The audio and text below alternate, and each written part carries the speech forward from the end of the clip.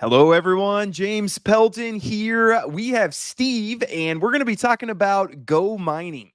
This is a project that I've had on the channel before, but I love it. And some of the reasons, which we'll talk about as we get going here, but been looking just for safer options for people.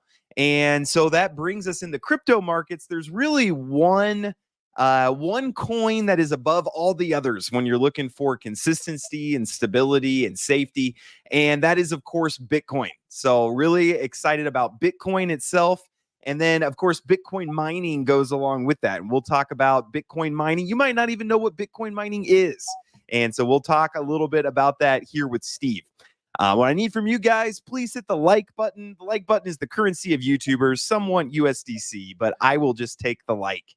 So please hit like. If you have any questions, it can be about Bitcoin, could be about Bitcoin mining, could be about the markets in general. Please ask, and we will let you guys kind of direct the conversation if you have anything in particular you want to talk about. So let's go. We've had Steve before, but let's do a quick introduction. It's been a little bit since we had you. Steve, tell us a little bit about yourself and how you found your way towards Go Mining. Yeah, for sure. Very happy to be back with you, James. It was a huge hit the first time, so nice to revisit after a few months in the market. So yes, Steve is my name. I am the Director of Investor Relations for Go Mining North America. So been with that company about 8 months now, pushing our market development efforts, finding strategic partnerships, things like that. And it's been an absolute blast. It's my first job in crypto, having a lot of fun with it so far and expanding the team in Canada. So great things ahead. Awesome. Well, I'm excited to hear kind of how things have been going. Let's start with an elevator pitch. Again, I've actually done a few videos on Go Mining now because I really like the platform. I've been a part of it for a while now. But go ahead, give us an elevator pitch. You're on an elevator, stuck with somebody. They say, "What do you do for a living?" Tell us about what Go Mining is. Yeah, for sure. It's really simplified into kind of a real world asset play. So RWA is this new hot topic in crypto, which essentially just means, assets in the real world that have been tokenized. In this case, it's Bitcoin mining. So Bitcoin mining, being around the last 15 years, is a very misunderstood type of industry. People understand what Bitcoin is. They don't understand the process of obtaining it or mining it. And essentially what it is, a trade-off of energy or electricity for completing transactions in the blockchain, which verifies the network and therefore produces the rewards, which are Bitcoin. So in a very simple sense, we have tokenized the existing infrastructure and hash rate that we own, and we allow investors to get in at a portion of this so they can mine Bitcoin without thinking about setting up, gigantic multi-million-dollar infrastructure, data centers, that kind of thing. Yes, absolutely. Great explanation there. And if anybody has questions if they want to talk more about what is Bitcoin mining, we can even get into the technical side of it. So I love doing education along with it. So let us know if you want to get more into that. Maybe you could help Steve. So Bitcoin miners are basically machines that, like you said, transfer electricity into Bitcoin. That's essentially what they do, if you're going to bring it down into a nutshell. What would you say are some of the advantages towards, I know some people in the audience have their own machines. What have you seen are reasons that people would want to come and have you guys handle that rather than them mining their own machines at home? Probably just a simple all-in-one solution. Not everyone wants to deal with the headache of maintenance, repairs. It's certainly a much more liquid option in terms of investing in Bitcoin mining. If you went the traditional route, for example, and you purchased a few hundred ASIC miners, if you do ever decide to exit that, you can be looking at a 3 to 6 month sales cycle. Whereas with something like this, where it is tokenized and tradable on any blockchain network, you can be in and out of the asset class in a much more fluid dynamic. Yes, absolutely. Great answer. And the markets have been kind of up and down here recently, especially Bitcoin. And I've talked to some miners who, we're not profitable. Our electricity costs are too high. When Bitcoin's at 60K, we're not profitable. What have you guys seen, and what do you kind of expect Bitcoin to do here? And do you have, I don't know if you're able to tell us, but do you have kind of a price for Bitcoin where we'd have to shut off our miners, we would be in some trouble if we got down to 15K or something like that? Can you just talk a little bit about the price of Bitcoin? Yeah, for sure. The price of Bitcoin has no question been stuck in a range the last 90 days. We pushed against the all-time high at around 73K. And, it's kind of chugged along the last 3 months down to about the 60K range, 65, 70 again. In terms of our OPEX break even, it's about 30K Bitcoin. And we achieve that because of very cheap energy costs. We do utilize hydro, which is nearly a break even zero net cost for power, as well as petrol and gas energy. So what really constitutes profitability for a Bitcoin mining company is their energy cost. Plain and simple, the less energy you're paying for, you can mine Bitcoin at 5,000 and still be profitable if you have no energy bill at the end of the day. Most people are not that fortunate. A lot of North American mining companies are paying anywhere from 6, 7, 8 cents per kilowatt hour. Our all-in is 5 cents, so it helps us stay ahead of an otherwise expensive energy industry for sure. Yeah, absolutely. Have you seen either through the halving or through the price of Bitcoin? Have you guys noticed difficulty going down? Like, have people been turning off their miners, or what's kind of the status of Bitcoin mining in general? Yeah, we've definitely seen smaller entities get priced out of the market, which is just an unfortunate aspect of a competitive type of energy industry like this. So it certainly, helps to be at the scale that we're at, producing nearly 4 exahash worth of power across 9 data centers. But yes, certainly the difficulty's gone down as people are priced out, and that ultimately increases the yield that we're expecting per terahash. So our investors are certainly happy about that we're still a profitable entity for them and keeps their cash flow going in the positive direction. Yes, that's investors always like to hear that for sure. We've got some good audience questions coming in, so we'll get to those here in just a second. Audience, keep those coming if you would like to. Can you kind of talk about the most common questions I get is what's the minimum I can get in with? What's the maximum that I could get in with? And what's kind of the range of expected returns? Do you want to just kind of talk through that here? I have pulled up kind of what the minimum and maximum are, but talk through this a little bit for us. Yeah, for sure. So the beauty of real world asset tokenization is you can do it at a very small scale. So retail can get into this at $20 per terahash, very affordable. Obviously, you're not going to be making life changing money at that level, but it's a start. And then in terms of maximum, we have anything you can imagine. I have clients that have 700K in the platform. People are millions of dollars into the platform. It just depends on everyone's individual risk appetite and their portfolio, things like that. I mean, I would never recommend putting 100% of your net worth or portfolio into any investment. So, but yeah, sky is the limit. We have a huge range of clients and everyone is different. Something I've been pleasantly surprised by working in Bitcoin mining is how many retirees I've spoken to who are supplementing their retirement income. It was something I didn't expect going into it, having 60, 70-year-old clients that are mining Bitcoin for passive income, but it's a great salary supplement for them. Yeah, absolutely. And it makes well, hopefully this isn't offensive to anyone, but it makes older people just feel, hey, we're a part of this new thing that's coming out. We're a part of this new tech. And I've had a lot of people who be really proud to say, yeah, I'm mining some Bitcoin, and 100%. they're really excited about it, really proud about it. So, and yeah, Yeah, you guys can go ahead. I find that age group is very keen to learn. I mean, I kind of uh, make the metaphor that it's the dot-com bubble all over again, where Yep. people didn't really understand computing, things like that. And, they're very eager to learn. They want to. And I think it's an all-inclusive type of industry for sure. Yeah, and I think a lot of people have seen tech just move so quickly in their lifetime where they just know, hey, I just need to get on the next trend. Like, you don't do yourself Yeah. any favors sitting on the sidelines because as this tech comes out, it ends up taking over everything. And so you're better off just as it's coming out. Same with AI. Yes. But it's better off just learning it and, figuring out how it's going to be part of your portfolio going forward. So, but yeah, so you guys, you can create these NFTs. You can mess around with the numbers. I like to. They show you. Here's what your kind of expected ROI would be if Bitcoin stays at like the 61K price where we're at. But of course, we're all expecting. We get into Bitcoin expecting the price to go up. I don't think anybody is getting into Bitcoin right now saying, "Oh, I hope it's 60K for the next 10 years." That's not what people are thinking. You get into Bitcoin because Maybe You U.S. expect banks it to are go hoping up. that. Yeah. Steve, what are kind of your thoughts on Bitcoin? Again, we're not going to hold you to it. This is not financial advice, but what do you kind of think about the narrative itself and just where it's going forward? It's a good question, and everyone has their own answer. I do follow a lot of market analysts, and I try to have as much an educated guess as I can. I definitely think we are in a bull market environment, so these corrections are a natural portion of any kind of bull market. It's not up only as much as retail would love for that to happen.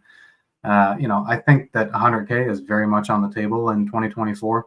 Whether we see it this summer or this fall, difficult to say. In a more pessimistic viewpoint, it could be as late as 2025, but I'm hoping that we'll see it sooner than later, especially being in the Bitcoin mining industry. We would like to finally push through the previous all-time high of 73K and leave that behind permanently. Yes, I would like to see that as well.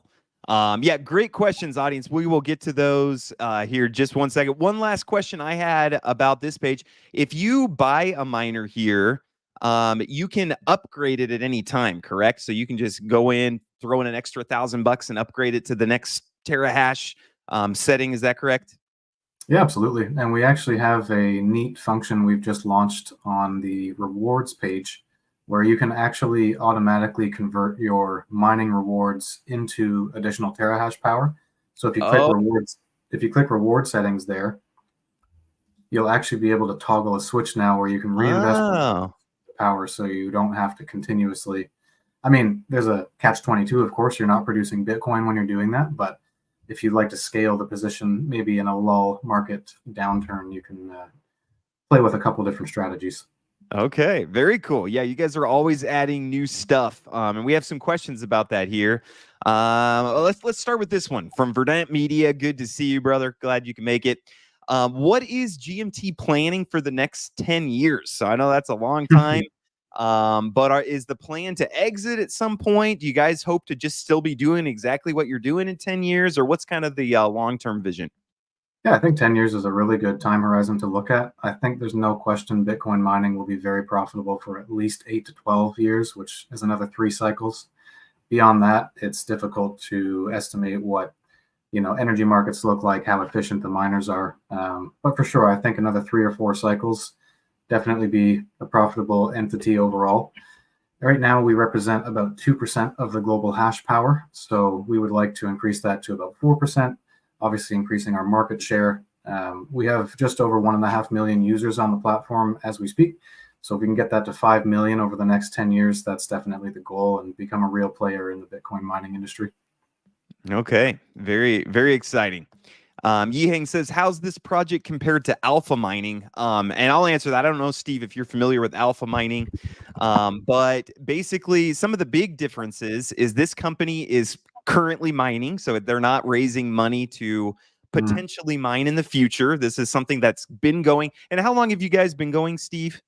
Since 2017, actually. So we entered the Bitcoin mining space when Bitcoin was trending just under 4,000.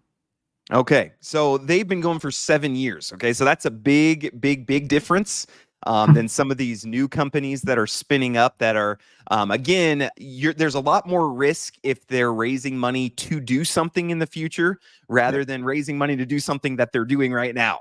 So I think a lot more risk on some of those newer NFT projects. Another thing, you guys are doing all your mining in the U.S. Is that correct?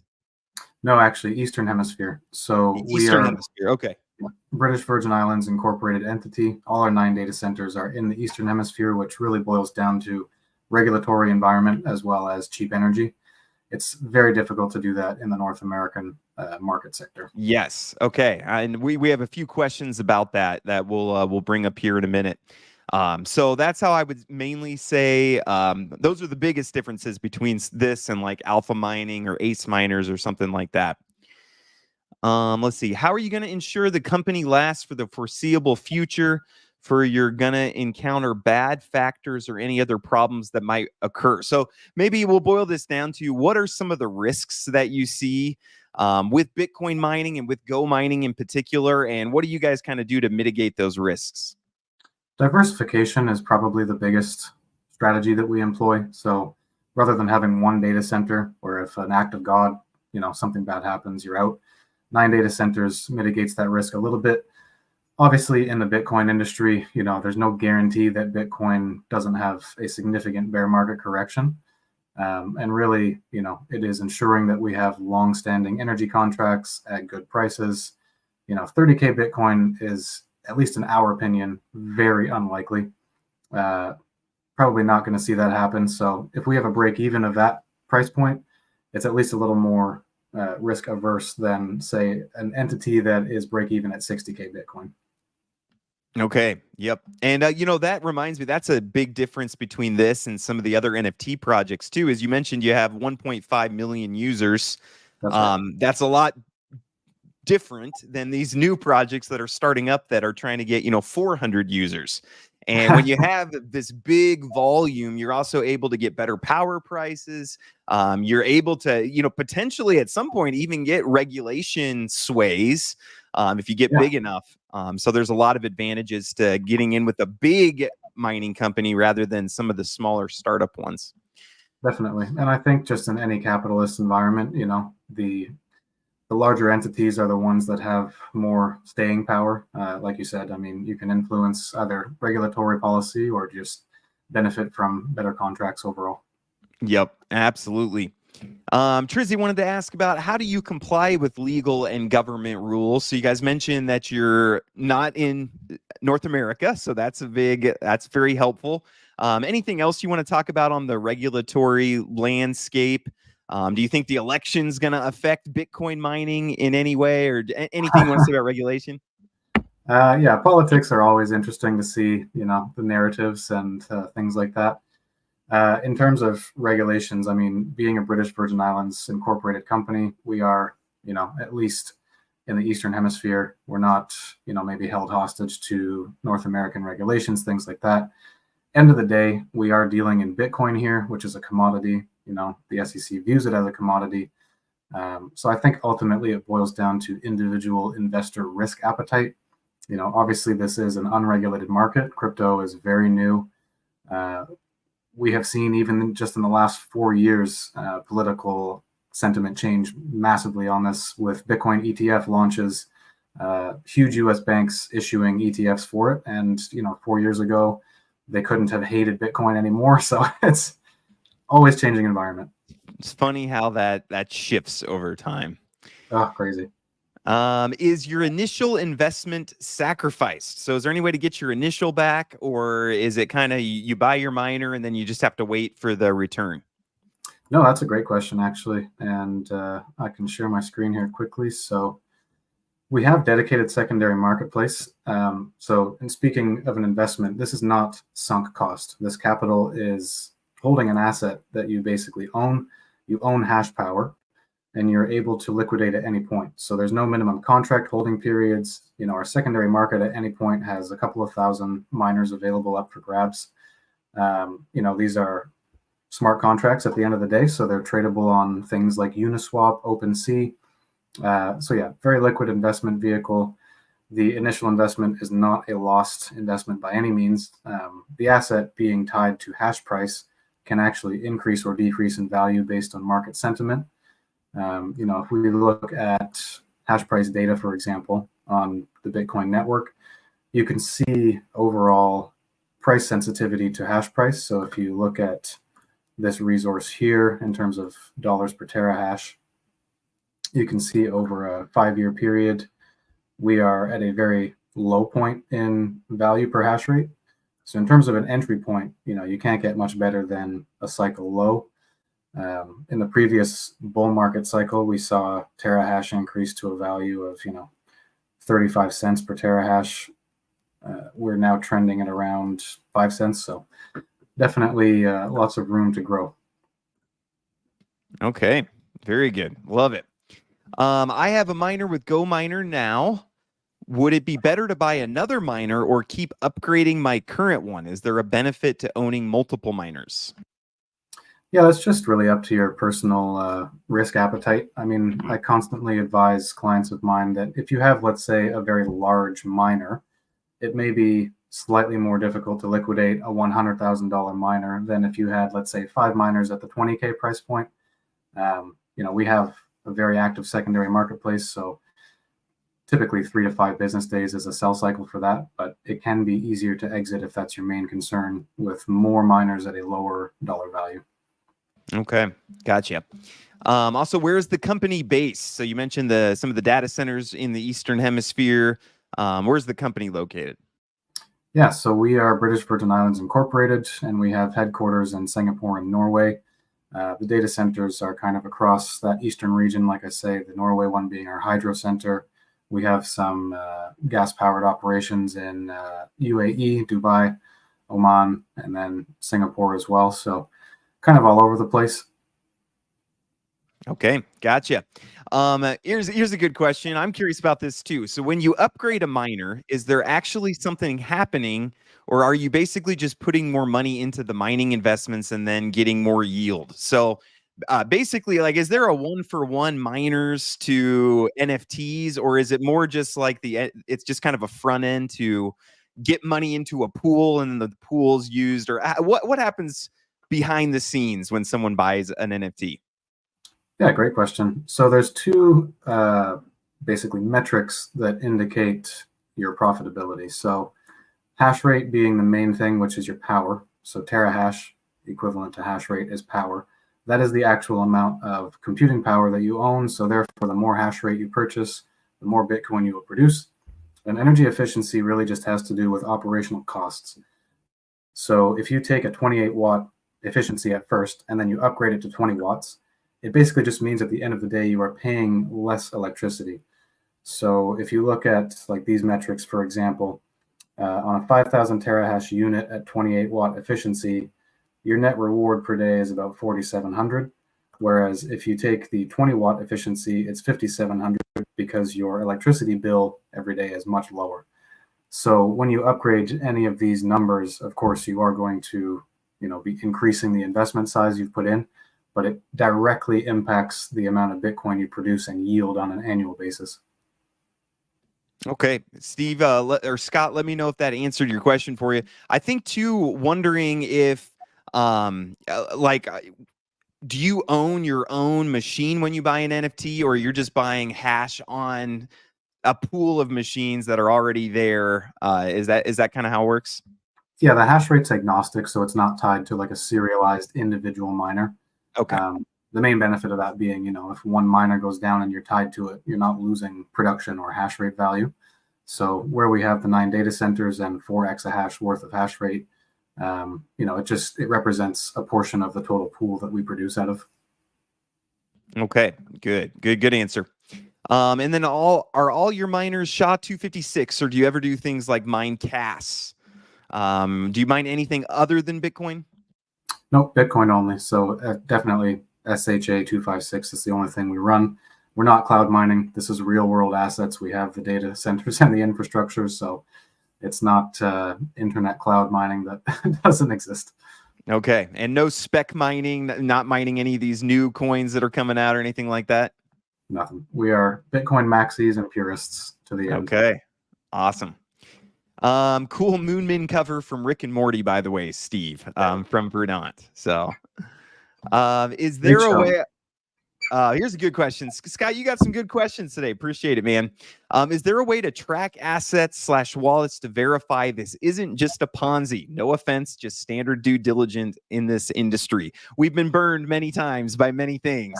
So any way to look at wallets or anything to look at?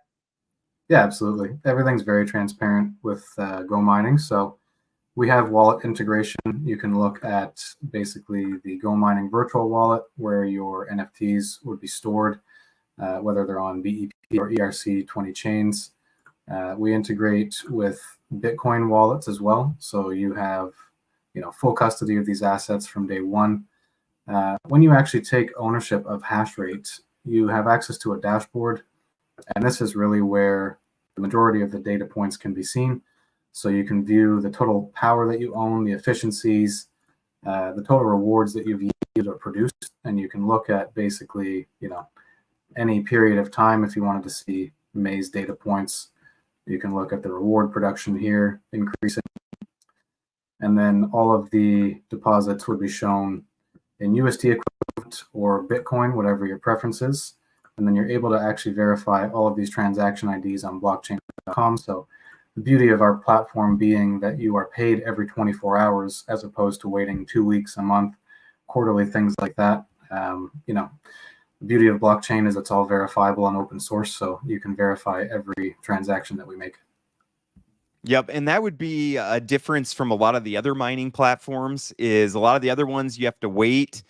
Some of them pay monthly, some of them pay like quarterly, and then you have to go in and claim.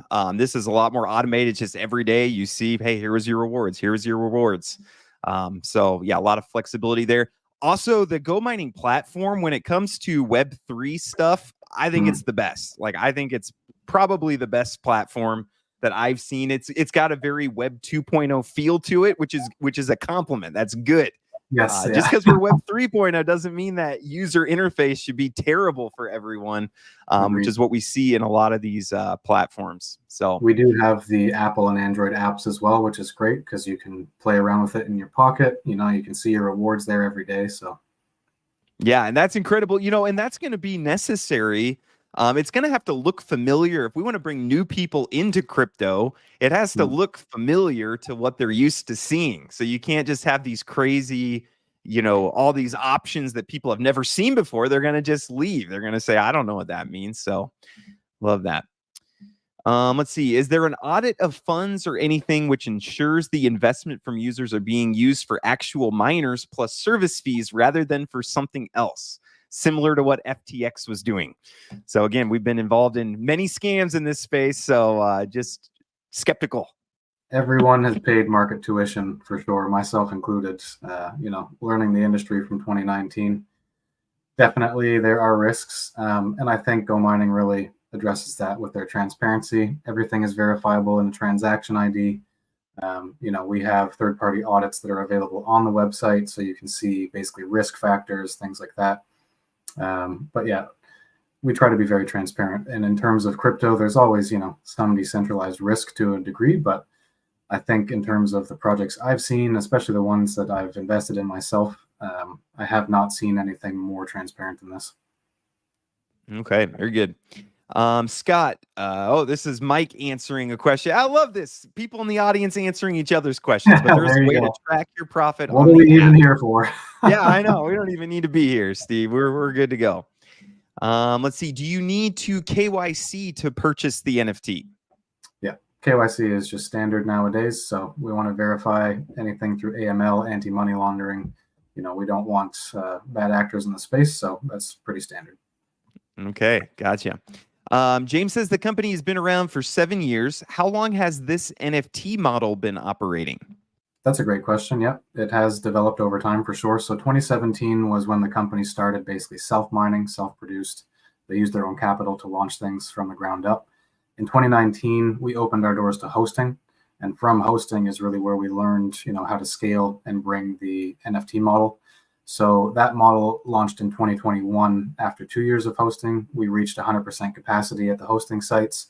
And the main thing we learned from that is that if you have, large hosting clients that represent maybe millions of dollars worth of hash rate, if they decide to move on from your operation, or if they just decide to exit in general, it will leave a humongous hole in the hash power you produce.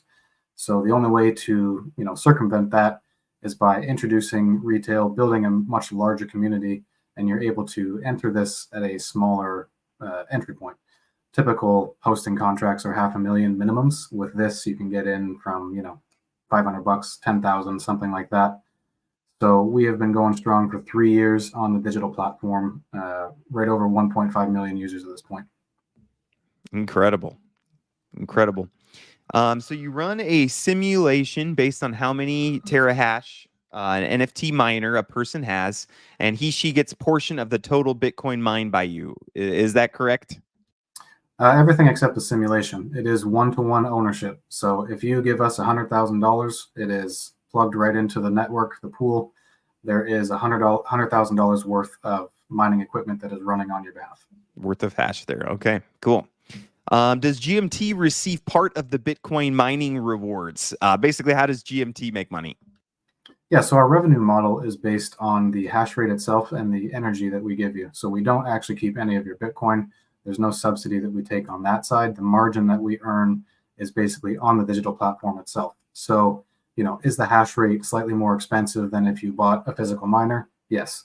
Is the electricity slightly more expensive than what we pay? Of course, that's how we earn the revenue. And I think that the majority of clients will feel that, the simplicity we offer, all in one solution, there's no headaches. We do the maintenance, the overhead, all of that stuff. It is worth, the 20% premium you pay for something like this. Yep, absolutely. And then what was the APR for the last 3 years? So if we're talking about the 2020 to 2024 cycle, we have to look at everything in Bitcoin halving cycles. Most people have a hard time believing these numbers, but it has been roughly 70 to 80% APR. Let me just pull up our model here for historical purposes. Post-halving, now that we've entered the 2024 to 2028 model, obviously we've seen that basically been cut in half. So let me get to my screen here.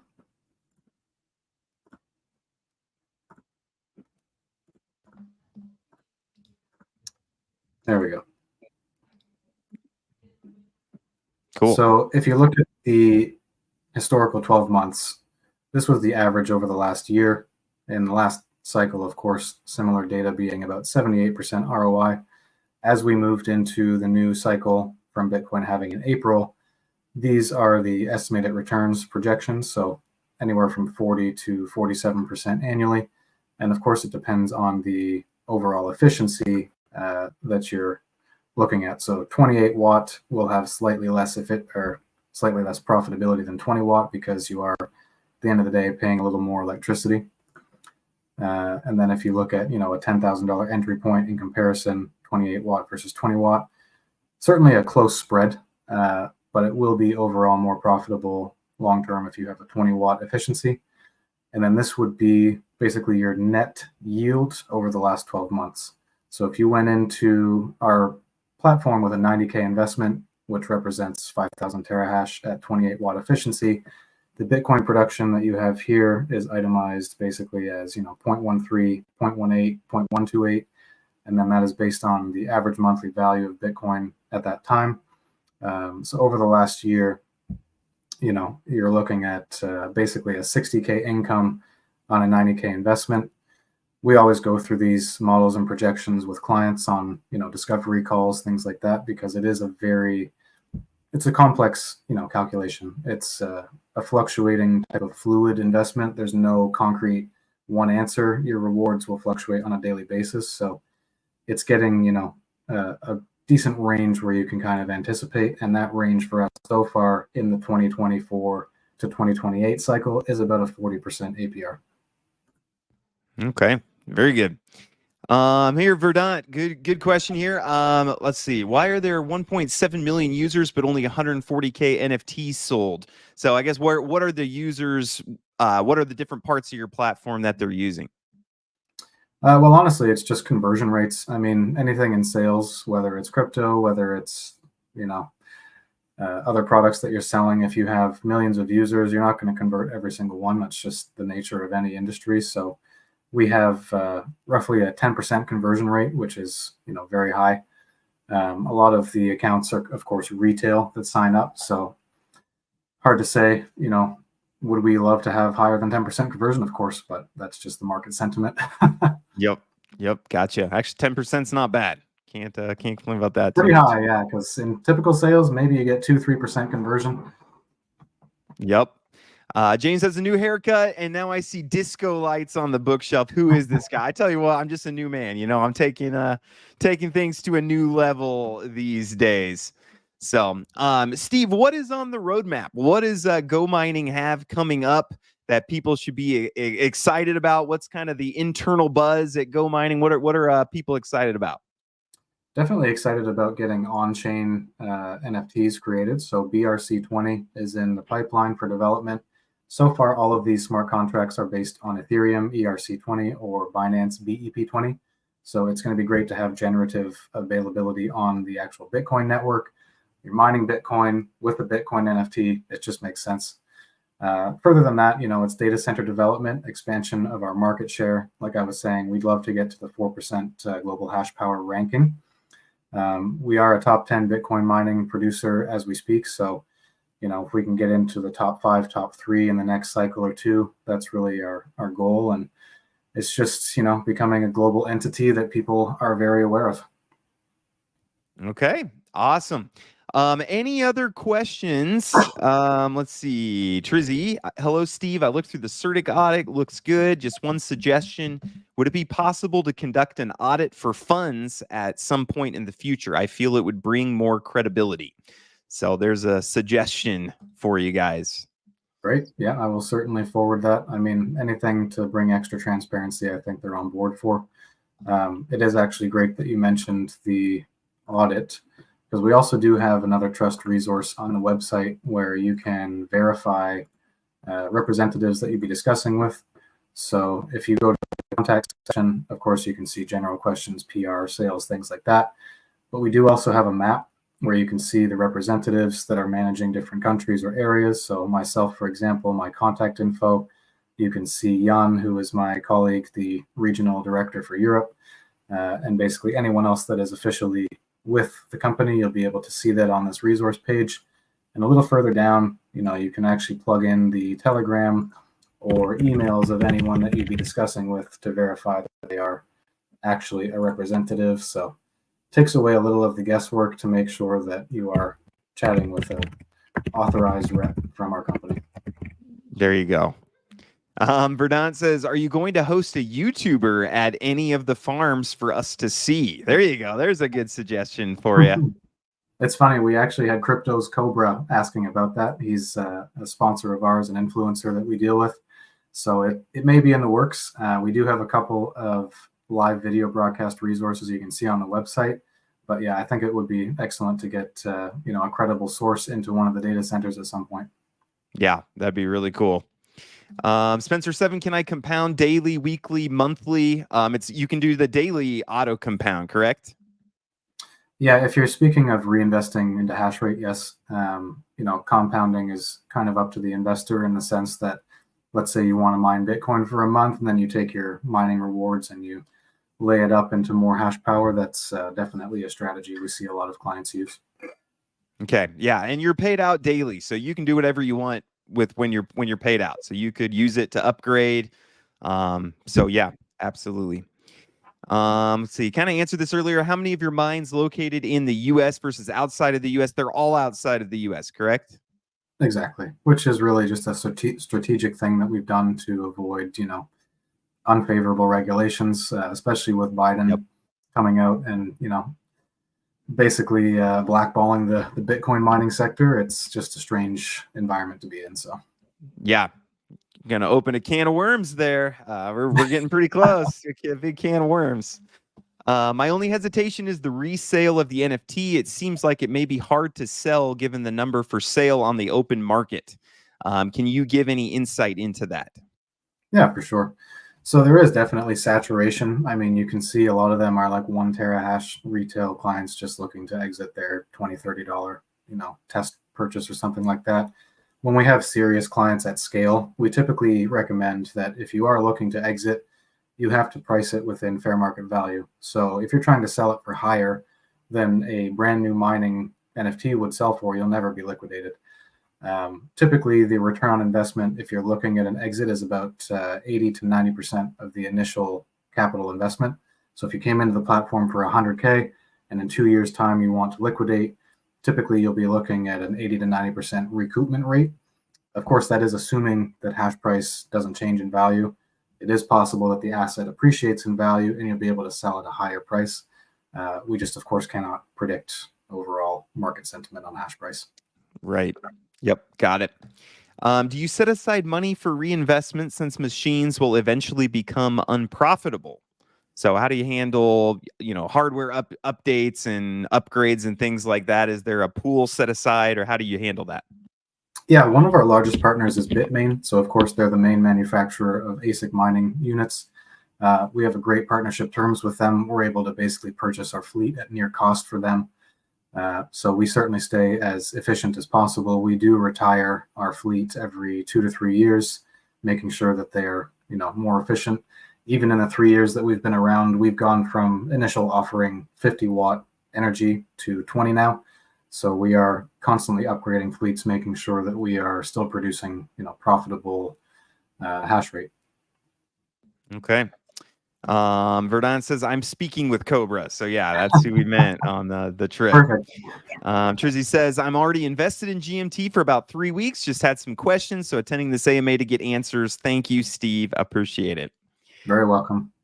Abe, the token. We haven't talked much about the token, but your token appears to have stayed stable during the swing in the market. Is it possible to just invest in the token and to not do the Bitcoin NFT? Yeah, for sure. Our token is available on many exchanges. We use it all the time in our platform. There's a couple of different functionalities through our tokenomics. One of it is, of course, the secondary market is where you sell the NFTs. You utilize Go Mining token. There's a mint and burn mechanism for staking. So you earn voting rights. You can kind of select different features that are coming out. We try to make it as decentralized as possible from that perspective. And with the mint and burn cycles, it is deflationary as well. So you can never hold too many deflationary assets. Yep, absolutely. Scott says, what money is used to upgrade the units then? Basically, if an investor upgrades their unit in terms of their efficiency, that is direct one-for-one what we do in the real world. So our break-even, or not break-even, but our net average efficiency is 20 watt for our fleet.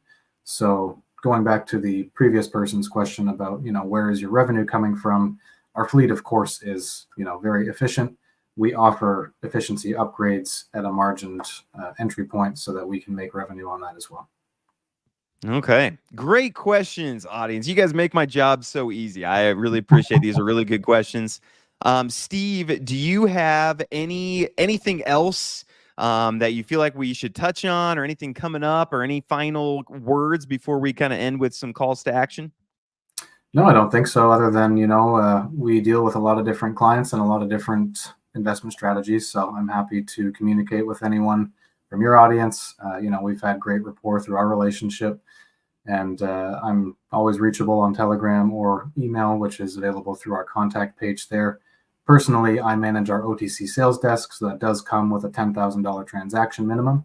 But if you are looking just at a retail entry point to test out the platform, you can do it right through the app, right through the website. You can start with as little as $20. Okay, awesome. Well, I'm a big fan of Go Mining, and it was really good timing because DeFi had been really just frustrating me with just rug pulls and things like that. So I've been kind of turning into a Bitcoin maxi, and then along with that, I'm like, oh, I really like Bitcoin mining also. And then Go Mining just happened to fall right in my lap. We had a mutual connection who connected us. And I just love the platform, love the transparency and things like that. So if you guys want to get involved, I got a link there for you. And again, you can start small. You can start with $21 for 20.99 terahash. And you get kind of goes up from there. You get your predictions here for based on the price of Bitcoin. You can do daily, monthly, yearly. You can pay your maintenance fees with their token or with Bitcoin, and that's going to change your numbers a little bit. You can mess around with this, and then always remember you can upgrade later. So you might say, "Oh, my goal is I want to get up to this. I want to get up to let's say I want to get up to a level 10 and start making $3 a day, 90 bucks a month. You can work your way up to that. You can start small and then just, recompound and then upgrade. But I think a great place, again, not financial advice. Don't risk more than you can afford to lose. There's still risks. Again, this is not as safe as putting your money in a bank account, although with inflation and things like that, there's how safe is that really? But I really like this platform, and I'll leave links if you want to get signed up or if you have more questions. So awesome. I think that's all I have. This was very good to catch up with you, Steve. Audience, appreciate you guys. You're amazing. Steve, thank you for coming on, and I'm sure we'll have you back. Again, this platform I really like, so me and Steve have kind of been working on ways just to get more eyes on things. So I'm sure we'll have you back. But thanks, Steve, for coming on, answering our questions. Really appreciate it. 100%. Love coming back and talking with you, James. Always a great time. Yes, absolutely. We will talk with you soon. Hopefully the markets keep going up. That's always nice to see. You know, it's funny, even if you get all red candles, the next day when it's all green candles, even though you're not even back to where you were at the day before, it still feels like a good day. It's like, hey, today is good. Look at this. So appreciate everybody. God bless you all. Have a great rest of your Tuesday, and we will talk to you later. Take care.